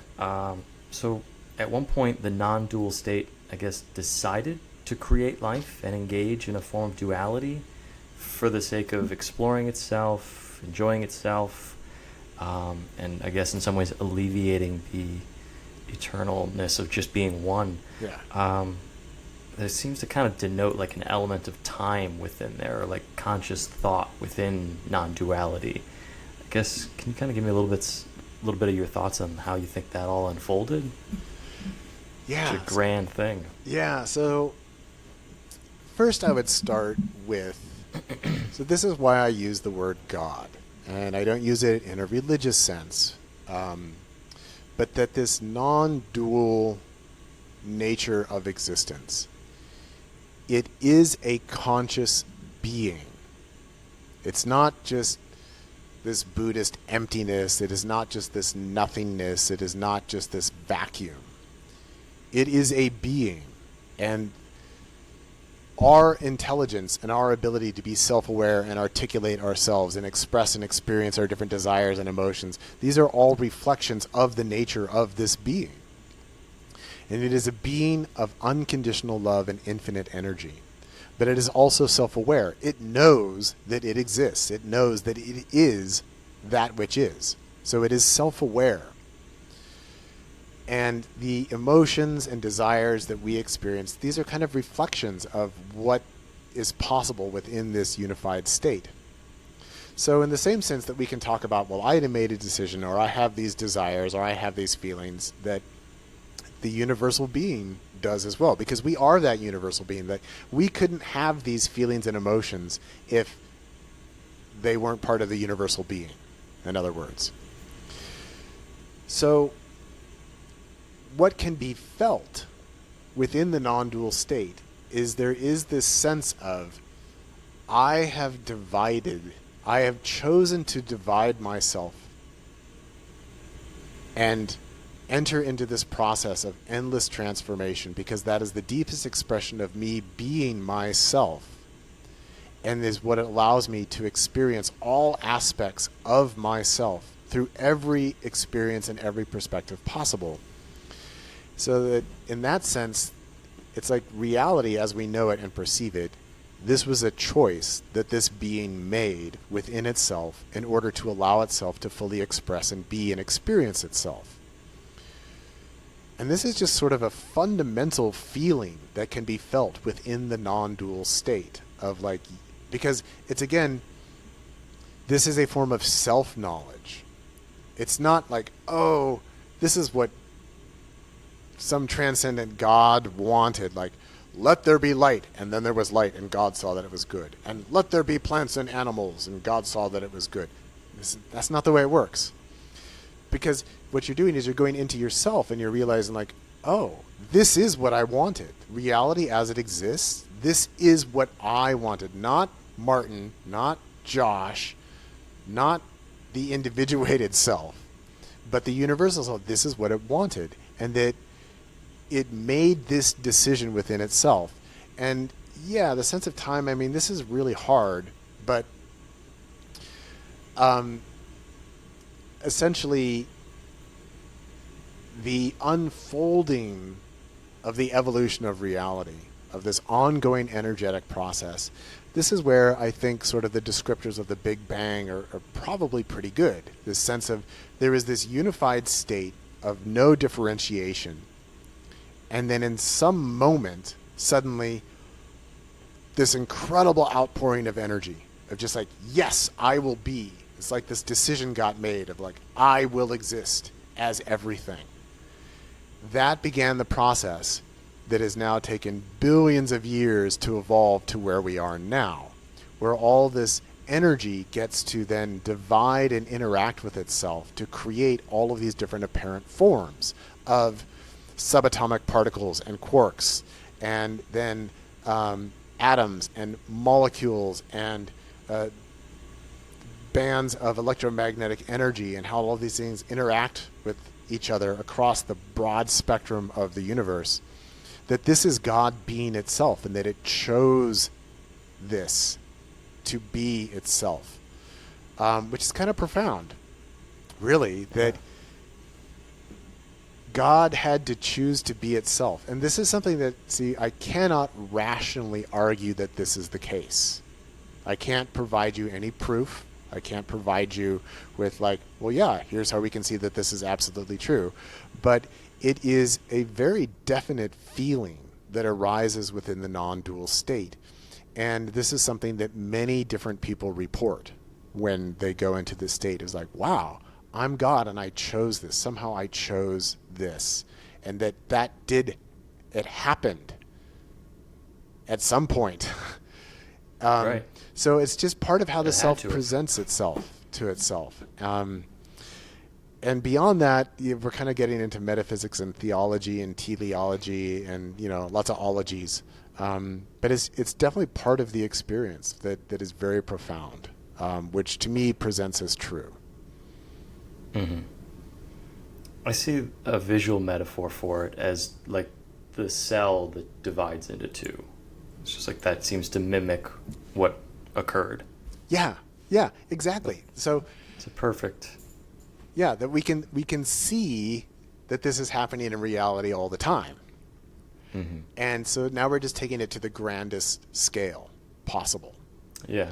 Of the nature of reality itself. And so this is where, I always like to describe reality as a system of energetic processes, that these fractal patterns of how energy transforms and interacts over time, that these aspects of division and multiplication and complexification, and then union, and then the next iteration, right? That these processes are very universal, and that we are all but expressions of these universal processes. And these universal processes are all what happens when God allows the energy that it is to be what it is. This is just how it functions. It's how it works, and it's how reality coheres as a consistent system over time, and that we can then describe these things rationally through scientific principles and analysis. And this is where, even though I can be classified as a quote mystic, yeah, that dude's a mystic. Dude thinks he's God, thinks everything is God. But I also very much fall on the empirical scientific side of things in terms of our analysis of the nature of reality. I think that the scientific method is the most valuable tool that we have for the exploration of outer states of perception. In other words, if I want to break down this glass into molecules, it's hydrogen and oxygen in there, and the water and the glass is made out of these other kinds of molecules and stuff like that. I think that it's our most valuable tool for understanding the nature of external reality. And then the most valuable tool we have for examining the internal nature of reality is the mind itself and our inner perception. And there, tools that assist in that process, well, we call those psychedelics. Those are mind manifesting tools. And by working with these molecules and changing our neurochemical structure, we're able to access different states of the self and different levels of perception of the self at sort of this interior level of self-awareness and self-knowledge. So those two things combined. So the best tools we've got, science and psychedelics. And if we can merge those together. But some of the worst tools are religion and spirituality. That those are not good tools for analyzing and understanding the nature of being or the nature of self. Just authentic living. Yeah. All right, I guess this kind of leads me to one of my last questions here. Oh no, last one. This is so much fun. I could come up with some more. What do you say directly to somebody who may criticize you as being self-righteous or opinionated in regards to 5-MeO DMT being capable of producing a direct experience of God, because there are many people currently that are just not going to have this experience, and they are people who feel very strongly in their beliefs. And I feel like a lot of people, especially like we were talking about earlier with, the tools we have are exasperating anger. People are just kind of more cruel, it seems like, these days. So how do you kind of deal with the criticism, or what do you say to that? What I'd like to say is what you are interpreting as arrogance is just certainty. That's all. And that I do not modify my message to appease others. So I'm speaking from a place of deep, deep, deep personal knowing and experience.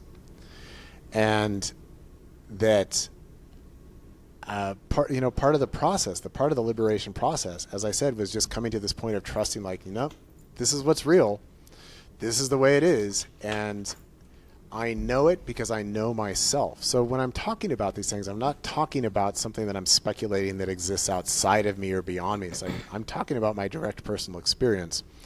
And I do know that it's true. And that can be hard for other people to take, especially in a culture and society that says, even more and more, our society says, like, everything's relative. Nobody has access to truth. It's all just perspectives and all of that. And that's something I fundamentally disagree with. It's like, no, there actually is things that are more authentic and more true than others. And there's more things that are more delusional and false than others. It's not all just some choose your own reality game. And also people are taught to, oh, well, this is my opinion and then I want to respect yours. Or we're taught like, well, this is my opinion and all you have is an opinion, and so fuck you, right? Because my opinion is better than yours. And I'm not talking about opinion. I'm not coming from a place of being opinionated. I'm coming from a place of deep personal knowledge and awareness. So I'm very direct in the way that I share this information. And I also energetically am very confident with it. So that means that when I present this information, all of my energy comes into it that says, this is the way reality is. Now, for people who are locked in their ego, that can be hard to take. It's like, who is this guy? Like, what makes him think that he knows what he's talking about?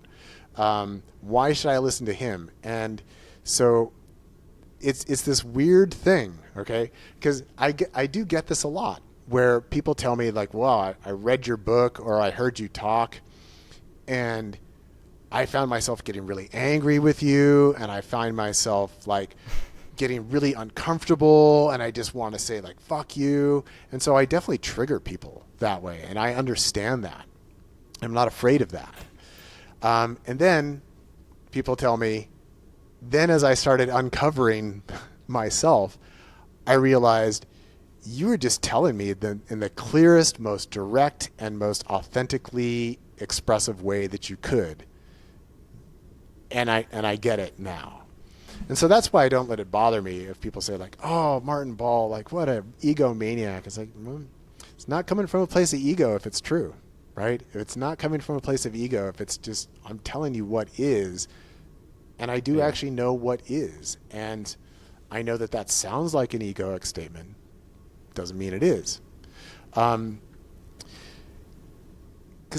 if you're right, then you're right. And even there, I'm sure that there's people listening to this that are like, oh, God, how can he say something like that? It's like, but yeah, I am supremely confident that I do know what I'm talking about. And again, it comes from direct personal experience. And again, for me, I'm telling you about myself. I'm not telling you about some theoretical thing that I think is out there somewhere that we can all disagree about. That when I talk about the nature of God, I'm talking about myself. And again, I always like to distinguish, I'm not talking about Martin. Martin is the personality construct that is associated with this particular body. That's the person. And I am Martin, but I am also much, much more than Martin. because I am the nature of reality itself. And that's what we all are. Most people are so locked into their ego that even contemplating making a statement like that is going to make them uncomfortable. And I had to go through that process of like encountering like, God, this is really uncomfortable to say that I am that. And then when I just accepted, like, look, this is just what it is. Like, get over yourself, Martin, because even the resistance to that is the ego itself. And to give yourself permission to say, actually, no, I am that. And I'm not claiming anything special because it's actually the way that we all are. So there's a difference. And I hope that people can learn the difference between authentically, confidently expressed truth versus, wow, that's like egoic narcissism.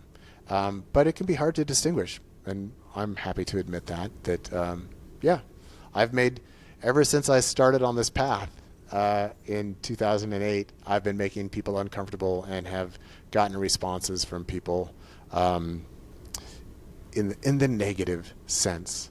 And then again, a lot of times I do hear from people that say, like I was sharing, that at first, man, I just could not stand you, and I hated what you were doing, and I hated how you presented, and I really hated what you wrote in your books, and it made me so angry.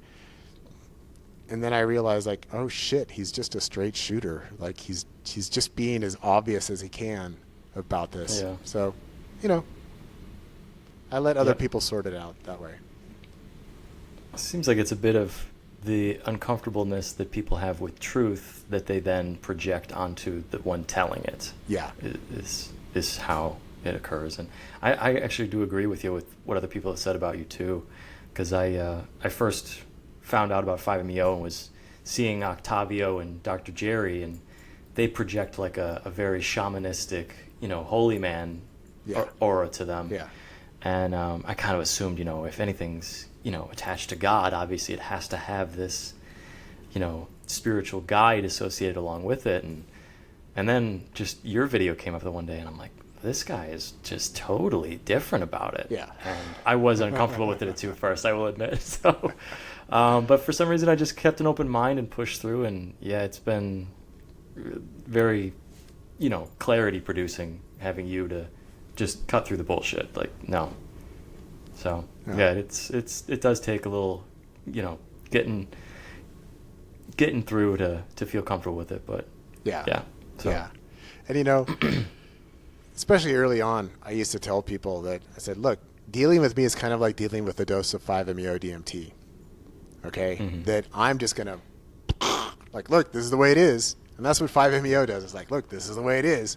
Doesn't beat around the bush, and I'm like that. And just the same way that 5-MeO DMT can make some egos extremely uncomfortable and make them squirm and make them want to run away, or make them, need to process their unconscious, repressed emotions and energies, that I can draw out the same among other people.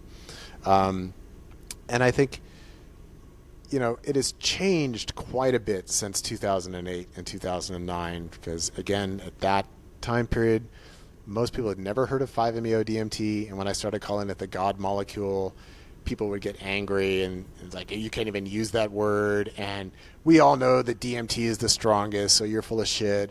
And who are you to, make these claims? But now that more people have experienced it, and more people have had access to the information that I've put out, that more and more people are just kind of like, this is what it is. So I think it's probably easier for people to digest me at this point than maybe it was 16, 17 years ago. But I'm still hard for people to deal with sometimes, because I don't fit the mold.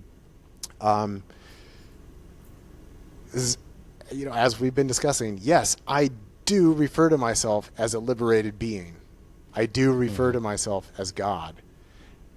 And then I'm also just a totally normal, everyday person, and I don't put on airs about it. And I'm also completely anti-spiritual and anti-religious and all of that. So it doesn't jive with what people think. Like, well, shouldn't you be like wearing robes and like holding court with your devotees if you really think you are? That's like, I don't want fucking anything to do with that kind of thing. So I don't fit the mold. I don't encourage, like, even in the psychedelic world, it's moved more and more towards, oh, it's all sacred and we all need to have ceremony and all of that. And I'm still out there saying, like, just leave that bullshit behind. Just, you don't need it. You're God. You don't need that stuff.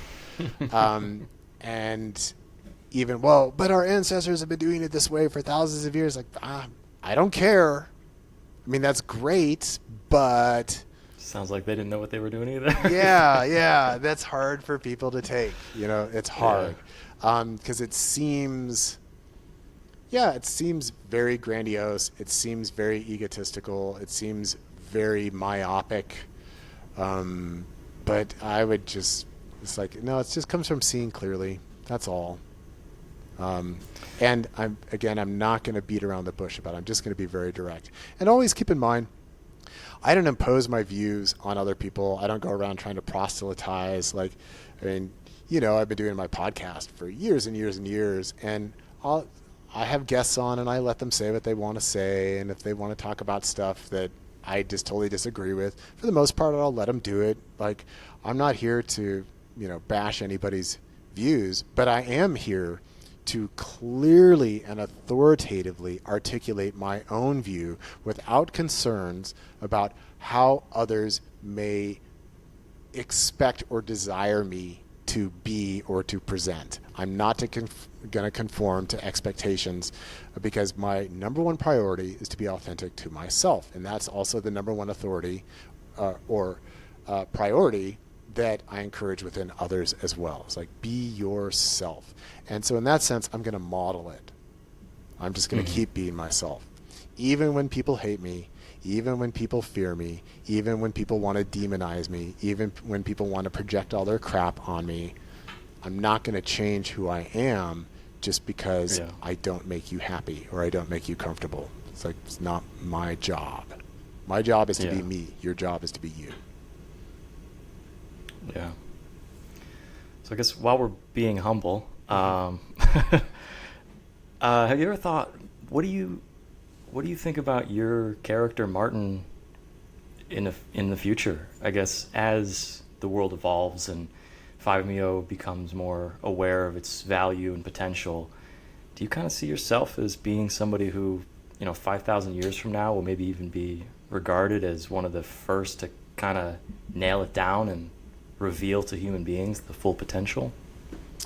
Obviously, your work is going to stay around for a long time. So, yeah, I definitely am of the personal opinion that my work will stand the test of time, and that my work is extraordinary. My work is unique. It is revolutionary. It is profound, and quite frankly, you are not going to find it anywhere else. Okay, so I think in the long run, I think that my work will last. I think that we'll have probably, if I'm just being honest, it will probably have a bigger impact on the overall trajectory of psychedelic culture than probably anybody else who's currently on the scene. Because I am more revolutionary than anybody else. That's just the way that it is, which is also why I piss so many people off and make so many people uncomfortable, because I am radical and revolutionary. Now, in terms of me, the person, as you know, I have been canceled, I have been blacklisted, I have been exiled for the most part from wider psychedelic culture. I am not welcome, and I am not, quote unquote, platformed in most instances.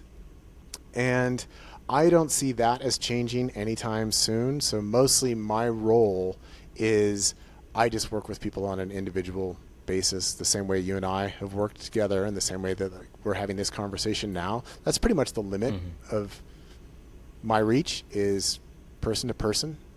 So it's a very small role in that sense. And, my books are out there, my talks are out there. But it's not like I'm some international bestseller. I'm not like a major author. I'm not like hugely successful or anything like that. I am not being invited to, give talks at these giant psychedelic conferences. I'm not being put up on stage or anything like that. And it's kind of crazy. Yeah. And I don't see that as changing anytime soon. I have this event coming up where I'm going to be speaking in LA in a few weeks, and that's only the third time I've been asked to speak somewhere in person in like the past 4 years, ever since Symposia did their number on me. And yeah, I don't see that changing at any kind of large level. There might be small openings here and there. Also, my work has kind of been scrubbed from certain areas, like the 5MEO education website formerly used to have all of my books and used to have talks with me up on there. They've scrubbed all that. They've erased it. They've removed it. People have deleted interviews with me. So there's definitely been an effort to kind of erase me, but I'm sort of indelible. I'm not really erasable in that sense because I'm still live and I'm still kicking. I'm still doing my thing. But I don't ever see, at least at this point, I don't realistically see a larger role for me personally than right now. So mostly I just work with people one-on-one and, you know, give some talks online and things like that. So it's a very minor role. I'm not like a major figure in the psychedelic movement. Yeah. But yeah, over the long haul, my work will last. Absolutely. Yeah. I have no doubt about that. Mm-hmm. Yeah. Okay. So, I think that's pretty much it. Yeah, that's all I got. All right. Well, we did it, Josh. Yeah, for questions. We did. Yeah. Thanks for doing it. All right. Thanks for the fun questions. I enjoyed it. Yeah. It was great having you on. I appreciate you taking the time out of your day to do this, and I look forward to listening back to really kind of let these answers saturate in a little bit deeper too. So cool. Well, hey, enjoy the rest of your day, and we'll have to do this again sometime. All right. Sounds good, Josh. Take it easy. All right. Take care. Bye.